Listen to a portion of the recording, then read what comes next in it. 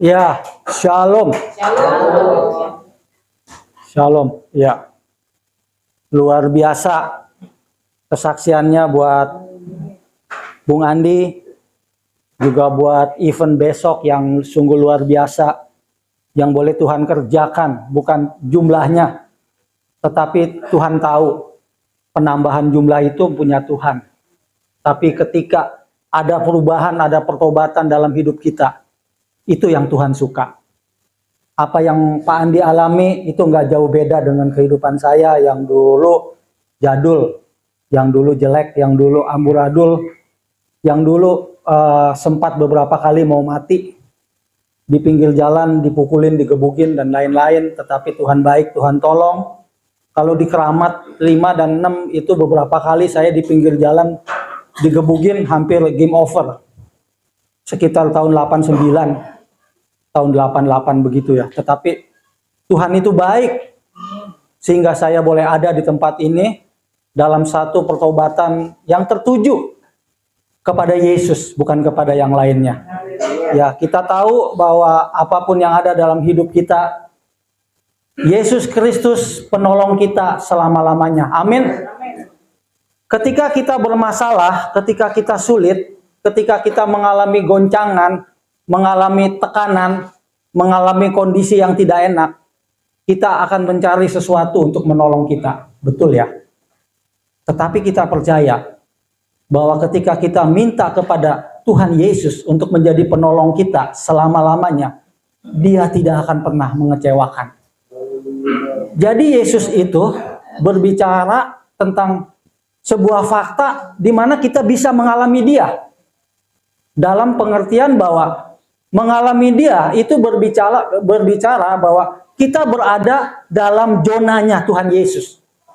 Ada berapa banyak kita sudah lama menjadi pengikut Tuhan Yesus, tidak melihat waktunya. Ada waktu mungkin 1 tahun, 5 tahun, 10 tahun, 30 tahun, 40 tahun, tetapi tidak ada perubahan, tidak ada pertobatan.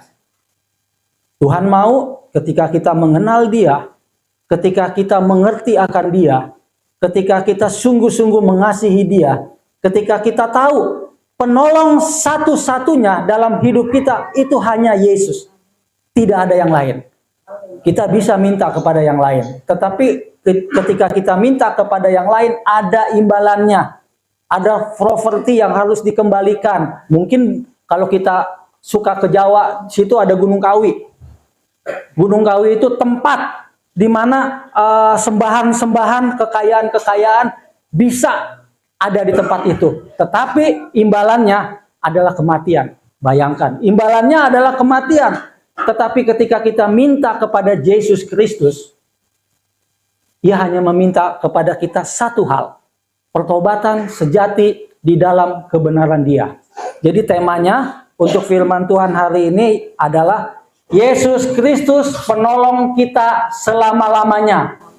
Tadi sudah cerita tentang opo-opo, tentang jimat, tentang isim, tentang kekuatan-kekuatan dunia yang bisa dicari di zaman-zaman yang dahulu. Tapi saat ini kita tidak membutuhkan itu.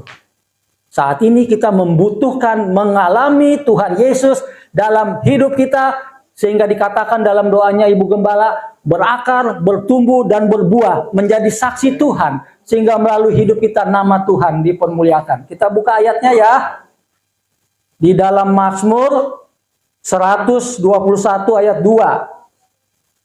Mazmur 121 ayat 2. Mazmur 121 ayat 2. Tolong Bu Nathan ya. Sudah ya? Ini dia. Dikatakan, pertolonganku ialah dari Tuhan yang menjadikan langit dan bumi. My house in the Lord's who makes heaven and earth. Artinya, pertolonganku ialah dari Tuhan yang menjadikan langit dan bumi. Bayangkan, kita bisa minta pertolongan kepada Tuhan yang menjadikan langit dan bumi. Bukan kepada diabolos, bukan kepada orang-orang yang hebat, yang bisa buat sihir, yang bisa buat magic, yang bisa buat sesuatu, okultisme dan lain-lainnya, tetapi kepada Allah di dalam nama Yesus yang menjadikan langit dan bumi. Pertolonganku ialah dari Tuhan yang menjadikan langit dan bumi. Amin. Percaya? Kalau percaya, imani itu bahwa Tuhan menolong kita selama-lamanya. Kenapa kita mesti atau harus menjadikan Tuhan itu penolong kita selama-lamanya? Supaya kita berkomitmen, supaya kita konsisten, supaya kita percaya, supaya kita menjadikan Dia segala-galanya. Tidak ada ilah yang lain, tidak ada sembahan yang lain, hanya Allah di dalam nama Yesus Kristus yang boleh kita jadikan sumber penolong kita selama-lamanya, sumber inspirasi kita selama-lamanya, sumber yang membuat kita percaya walaupun keadaan tidak enak. Tadi Bung Andi udah bersaksi tentang goncangan-goncangan, tentang kondisi-kondisi yang tidak enak, tentang mungkin kita bisa mengalami hal-hal yang menyedihkan. Mungkin kita bisa mengalami seakan-akan kita ditinggalkan oleh Tuhan. Tetapi ketika kita punya iman dalam hati, sekali-kali pun Tuhan, aku percaya Engkau penolongku yang tidak terbatas. Engkau penolongku yang unlimited. Engkau Tuhan yang begitu jauh, menjadi Tuhan yang imanen. Engkau Tuhan yang transenden, menjadi Tuhan yang imanen di dalam nama Yesus.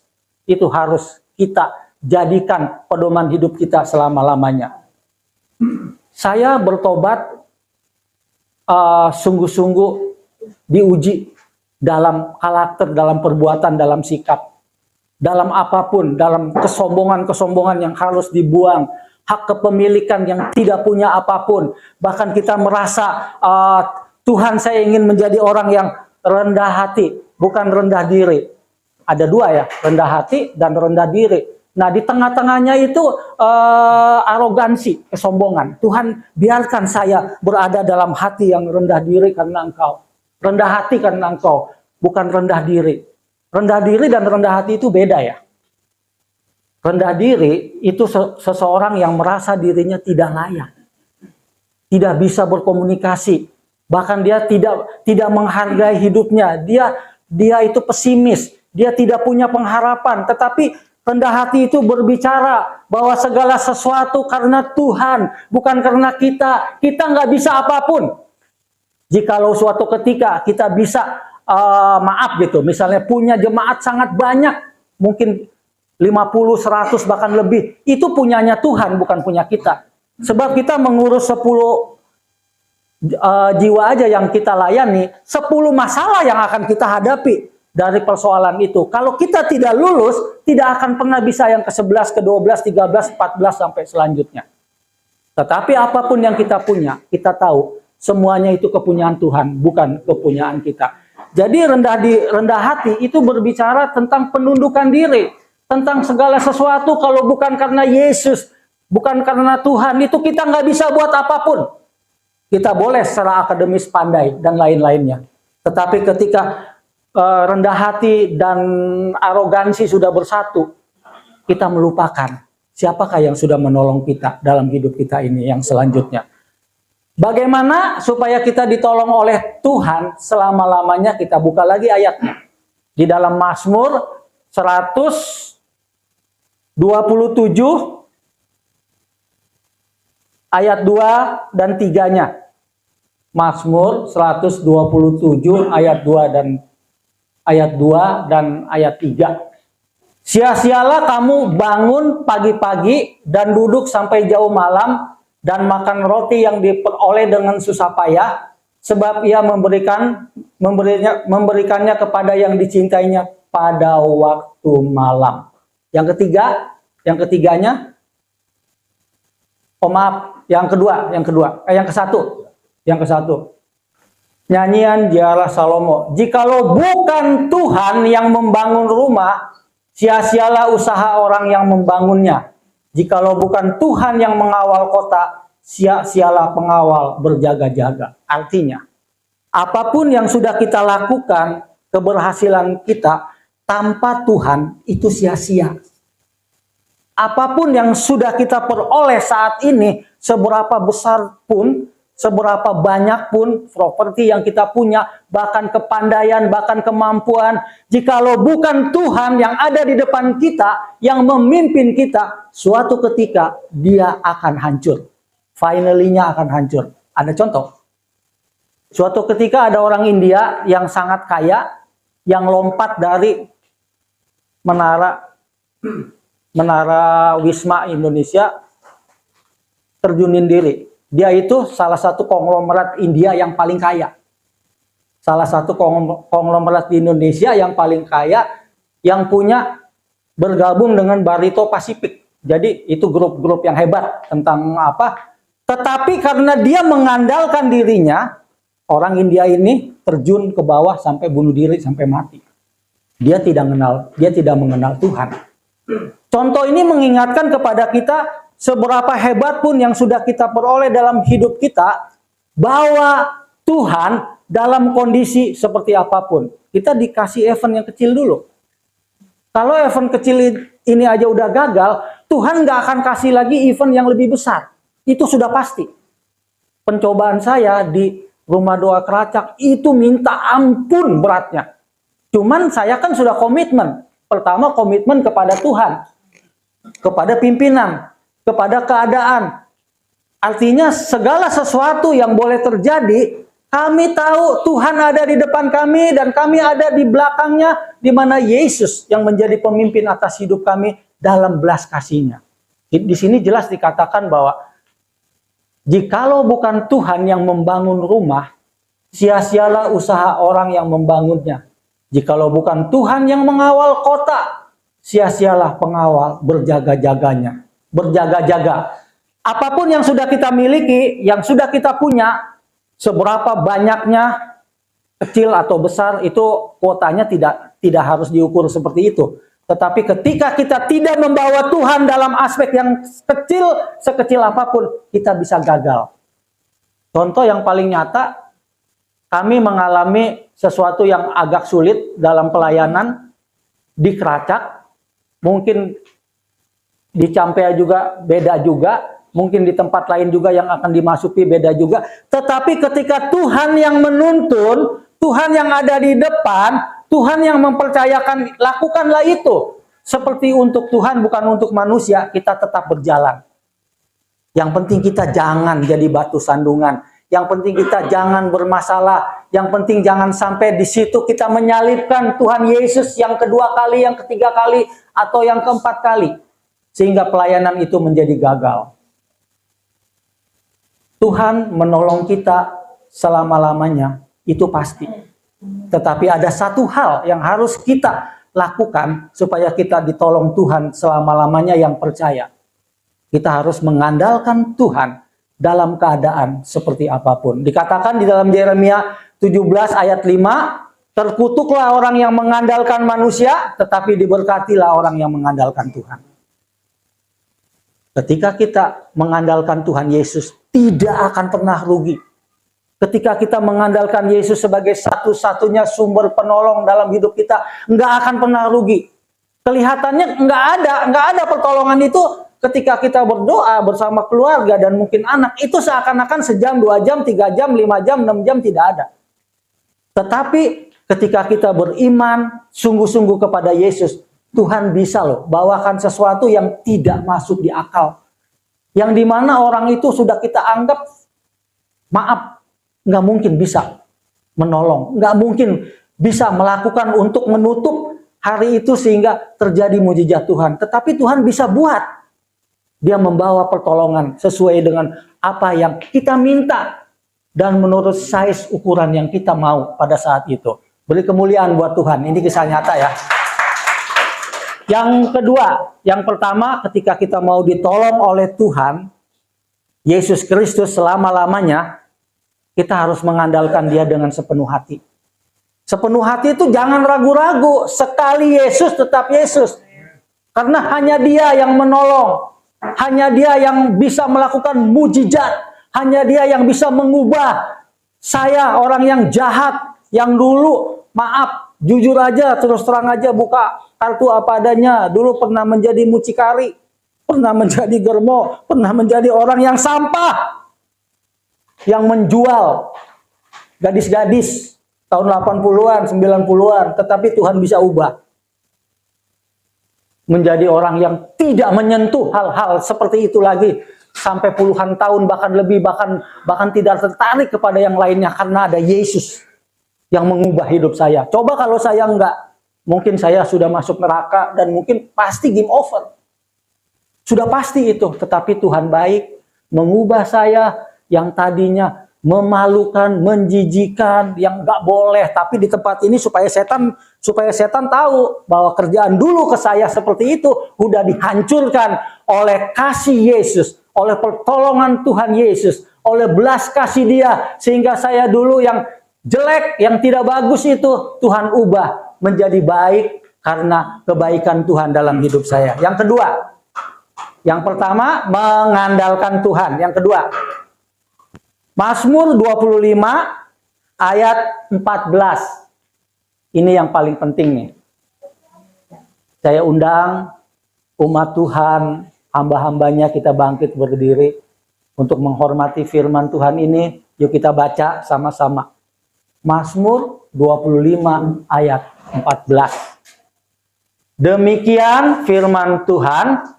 Tuhan bergaul karib dengan orang yang takut akan Dia dan perjanjiannya diberitahukan kepada mereka. Amin. Haleluya. Jikalau kita mau ditolong Tuhan Yesus selama-lamanya, yang pertama mengandalkan Tuhan senantiasa sepanjang waktu di dalam hidup kita. Mau mengandalkan Tuhan? Semakin kita mengandalkan Tuhan, semakin kita tahu kualitas Tuhan Yesus itu seperti apa. Semakin kita paham, semakin kita mengalami siapakah Yesus itu ketika kita mengandalkan Dia. Yang kedua, supaya kita ditolong oleh Tuhan Yesus selama-lamanya, kita harus takut akan Tuhan. Takut akan Tuhan apa sih? Dulu pernah disinggung oleh Ibu Gembala di tempat ini. Kalau mengerjakan sesuatu ya kerjakanlah seperti untuk Tuhan. Bukan karena dilihat, maaf, oleh pimpinan, dilihat oleh organisasi, dilihat oleh orang lain. Tetapi biarlah lakukan itu seperti untuk Tuhan, bukan untuk manusia. Karena kita tahu bahwa Tuhan tahu apa yang kita kerjakan.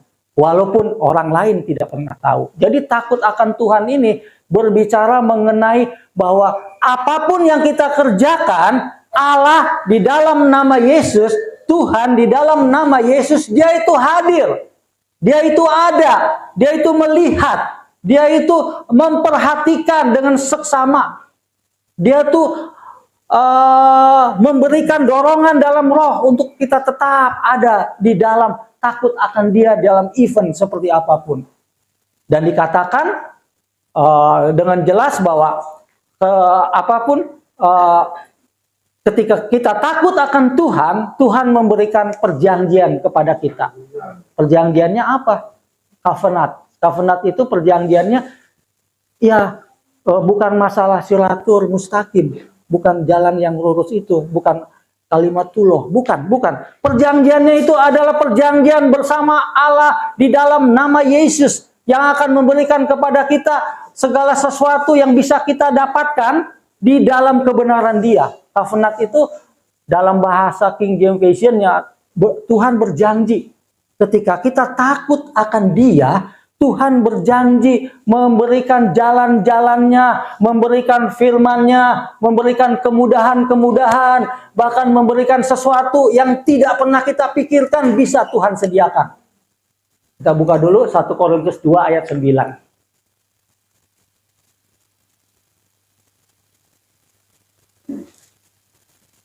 Nah, ini dia. Haleluya.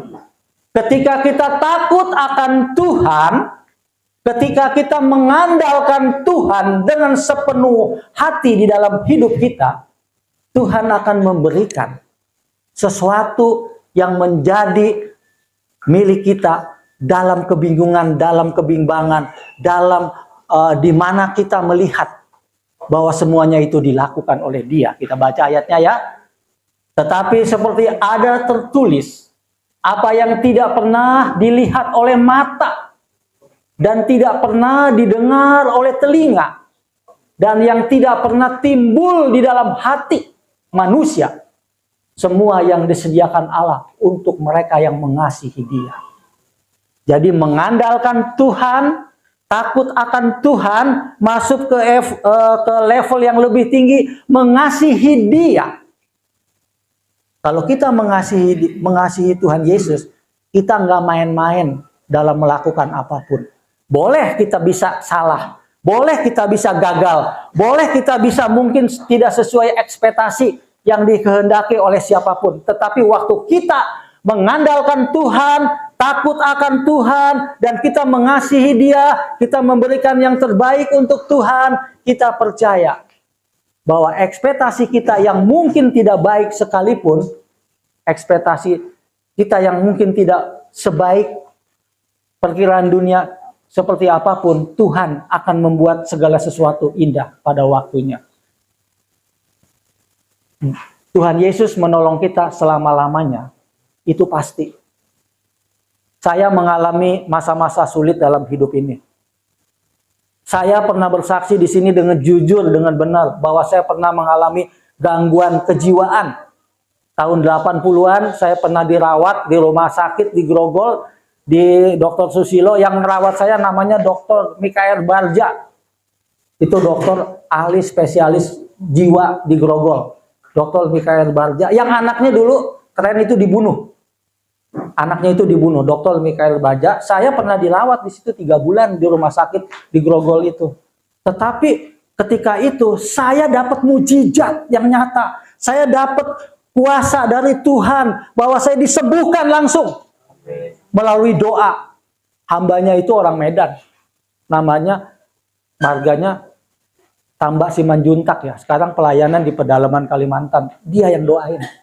Waktu didoain, saya melihat seperti ada cahaya putih, ada cahaya biru ke kepala saya, dan saya besoknya lagi nggak mau dikasih obat sama dokter itu. Pas dicek, saya bisa menormalisasikan semuanya. Dalam benar, dalam apa? Bukan bohong. Bahkan kata orang, dulu katanya, saya sudah makan di tempat sampah. Tempat sampah dimakan-makan yang di pinggiran jalan, di daerah Senen. Aduh ampun. Dibawa saya sama kakak saya sudah meninggal, yang wanita, dibawa berobat ke sana. Ada 2-3 bulan saya digabungin dengan banyak orang. Saya tidak sadar akan hal itu, tetapi waktu itu ada event, boleh hamba-hamba Tuhan doain. Saya terima kesembuhan itu, dan dalam beberapa hari kemudian saya minta dikeluarkan dari tempat itu karena saya sehat. Beri kemuliaan buat Tuhan Yesus. Ini kisah nyata, bukan bohong. Memalukan.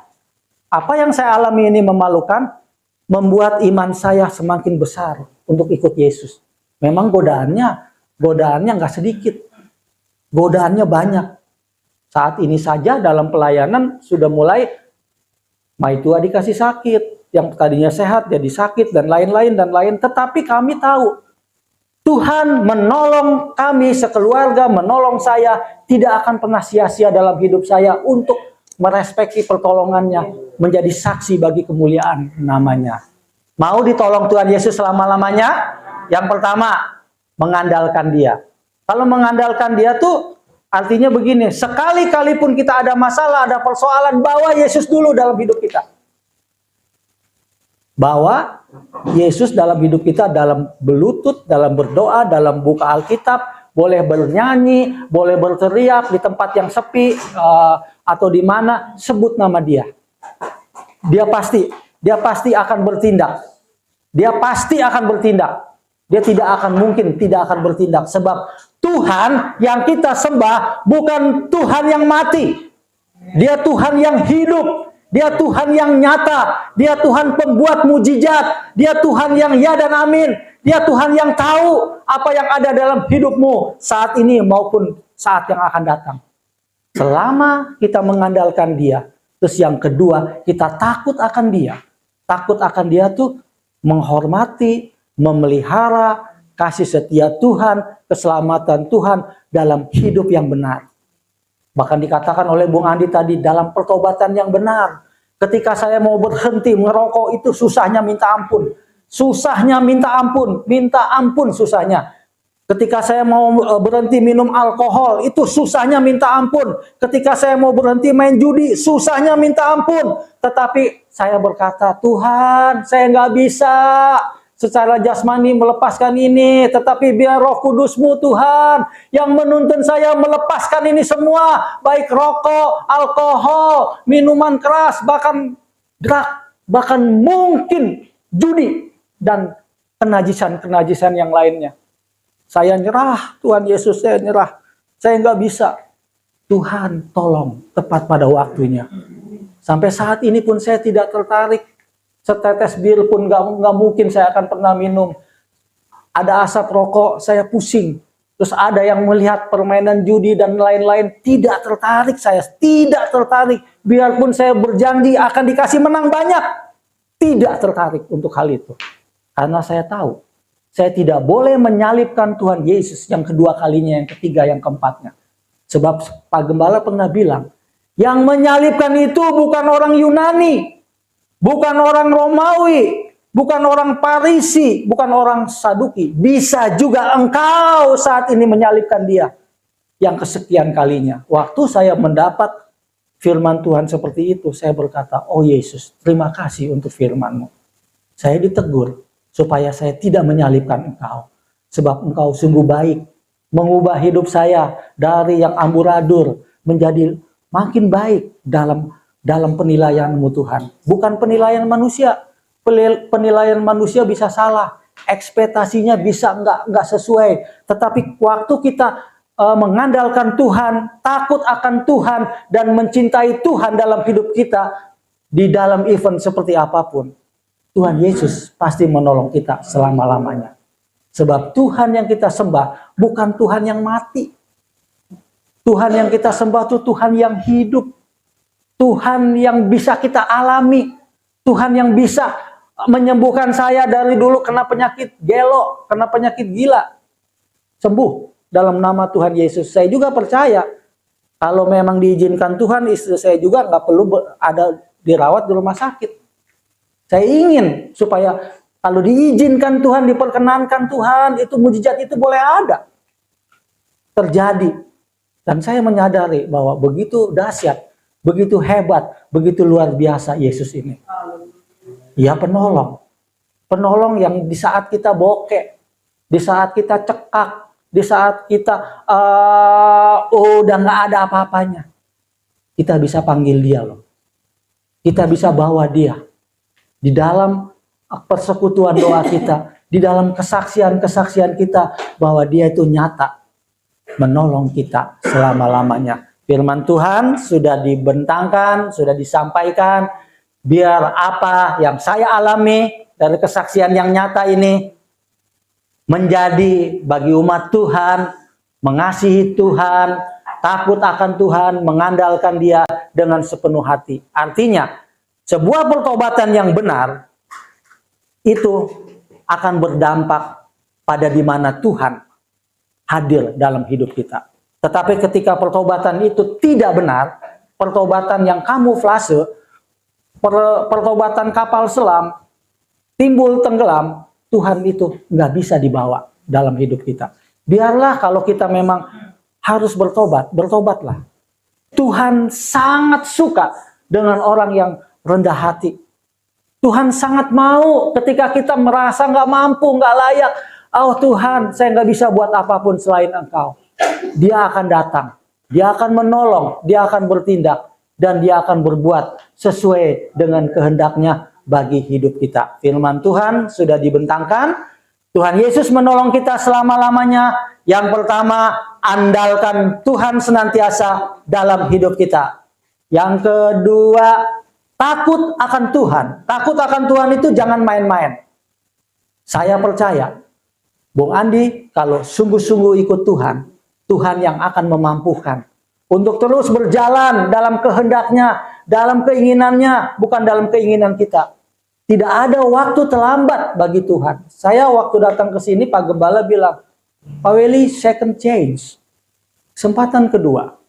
Second chance. Saya ingat, tahun 2021 akhir, sesudah COVID, second chain. Waktu saya nyasar, mau ke sini ternyata ke Adulam. Ya, jadi terus ditanya, siapa ini? Ini Pak Gembala bilang, oh ya, hanya satu, second chain. Saya tangkap. Berarti masih ada yang nerima saya. Sayanya harus sungguh-sungguh. Jangan main-main untuk menerima pertolongan Tuhan selama-lamanya dalam hidup kita. Yang pertama, Tuhan menolong kita selama-lamanya, andalkan Dia. Amin. Mau andalkan Tuhan? Ini yang saya alami ya, dibagikan. Terus yang kedua, takut akan Tuhan. Saya nggak berani lagi untuk sembunyi-sembunyi merokok, maaf. Sembunyi-sembunyi ikut permainan togel, permainan dadu. Bahkan ada bir mau diminum, mau bir kaleng ke, bir kolong ke, tidak dibuang semuanya. Bahkan mungkin ada drug, ada obat-obatan, semuanya dilempar. Udah nggak boleh tersentuh oleh kita. Terus yang selanjutnya, mencintai, mengasihi Tuhan. Itu nggak gampang. Waktu kita mencintai, mengasihi Tuhan, kita nggak akan pernah menyalibkan Tuhan dengan ditunjuk bukan Parisi, bukan Yunani, bukan Romawi, tetapi Engkau yang menyalibkan aku kembali. Williams, Engkau menyalibkan aku kembali. Tapi saya katakan, tidak Tuhan, saya nggak akan menyalibkan kamu lagi. Cukup Engkau disalibkan 2000 tahun yang lalu, dan aku bertobat dalam perjalanan untuk tidak menyalibkan Engkau. Selanjutnya sebagai ayat penutup, ini yang harus kita berikan kepada Tuhan. Kolose 3 ayat 23 dan 24. Kita baca, setelah itu kembalikan kepada Pak Gembala. Kolose 3 ayat 23 dan 24 ya. Haleluya. Ya. Kita undang hamba-hambanya bangkit berdiri untuk menghormati firman Tuhan ini. 3, 2, 1. Apapun juga yang kamu perbuatlah dengan segenap hatimu seperti untuk Tuhan dan bukan untuk manusia. Ayat 24-nya. Kamu tahu bahwa dari Tuhanlah kamu akan menerima bagian yang ditentukan bagimu sebagai upah. Kristus adalah Tuhan dan kamu hamba-hambanya. Haleluya, amin. Silakan duduk. Yang keempat, sebagai penutup, integritas kita terhadap Tuhan itu harus murni.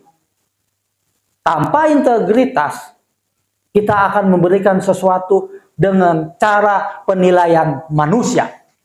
Tetapi ketika kita punya integritas yang tertuju kepada Tuhan, kita akan melakukan apapun seperti untuk Tuhan, bukan untuk manusia. Dan kita akan menerima upah dari Tuhan. Sebab kita adalah doulos. Kita adalah doulos.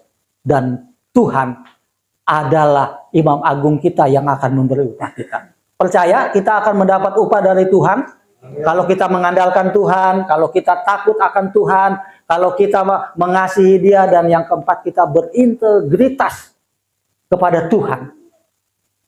Yang tidak kelihatan, kalau kita sudah berintegritas kepada Tuhan, kita juga akan punya integritas kepada manusia, dan kita akan disukai oleh Allah maupun oleh sesama. Firman Tuhan sudah dibentangkan, sudah disampaikan. Apa yang sudah disampaikan biar menjadi berkat, hanya nama Tuhan Yesus saja yang dipermuliakan. Saya kembalikan kepada hambanya, Bapak Gembala, untuk melanjutkan.